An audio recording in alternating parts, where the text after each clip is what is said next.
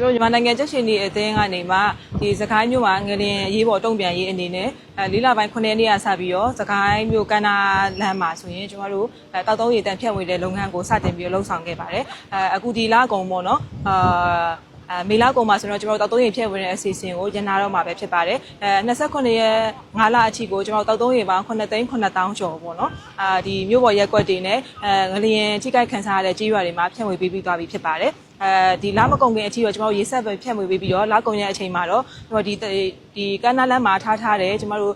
ရေတန်းအဆက်ကိုဖတ်တင်ပြီးတော့ပဲတင်ဆက်တော့မှာပဲဖြစ်ပါတယ်။ကျွန်တော်တို့ကမိုးလဲပြန်ကြလာပြီပြီးတော့နောက်တစ်ခုကကျတော့ဒီစကိုင်းမှာပဲရှိနေတဲ့ဒီတောက်သုံးရေပေါ့နော်တောက်သုံးရေဖြန့်ဝေတဲ့ကုမ္ပဏီတွေကနေမှရေတန်းကားတွေကလည်းပြန်ထွက်နေပြီဖြစ်တဲ့အတွက်ကြောင့်မလို့ပုံမှန်လောက်နီးပါးကိုစပြီးတော့ဒီတောက်သုံးရေရရှိတဲ့အနေအထားဖြစ်နေပြီပေါ့နော်။ဒါကြောင့်မို့ကျွန်တော်တို့ကအရေးပေါ်အနေနဲ့ရေသုံးရေတန်းဖြတ်ဝေတဲ့လုပ်ငန်းကိုရရချင်းပဲဖြစ်ပါတယ်။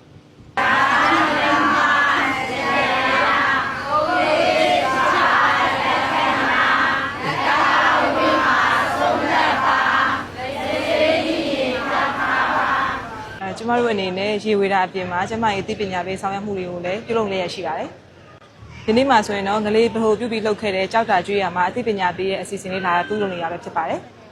မြန်မာနိုင်ငံချက်ရှင်ဒီအသင်းကစကိုင်းမြို့မှာဆိုရင်ကျွန်တော်တို့ AR မြကန်းဘေးမှာအထိုင်ထားပြီးတော့ဒီတောက်သုံးရေတက်ထုတ်ဝေတဲ့နေရာလေးထားတယ်အဲ့ဒီကနေမှတဆင်ကျွန်တော်တို့ကဒီငလျင်ထိခိုက်ခံစားရတဲ့ရက်ကွက်တွေပြီးငလျင်ထိခိုက်ခံစားရတဲ့ကြေးရွာတွေအပြင်ကိုမှဒီကျွန်တော်တို့ကြေးရွာတွေကိုကျွန်တော်တို့ဒီတောက်သုံးရေတက်ကားတွေနဲ့ပေါ့နော်ကားတွေနဲ့ဖြန့်ဝေပေးနိုင်ခဲ့တယ်ပြီးရင်အဲ့ကြေးရွာတွေမှာလည်းကျွန်တော်တို့တောက်သုံးရေလာယူရတာအဆင်ပြေအောင်လို့ကျွန်တော်ရေပုံးတွေပေါ့နော်1000လီတာရေပုံးတွေထားပေးနိုင်ခဲ့တယ်ပြီးနောက်တစ်ခုကကျတော့ဒီ AR မြကန်းဘေးမှာပဲလာယူတဲ့သူတွေအဆင်ပြေအောင်လို့ water distribution point လေးပေါ့နော်ရေဖြန့်ဝေတဲ့ point လေးအနေနဲ့လည်းထားပြီးတော့ကျွန်တော်ရေဖြန့်ဝေခြင်းလုပ်ငန်းတွေလုပ်ဆောင်ခဲ့ပါတယ်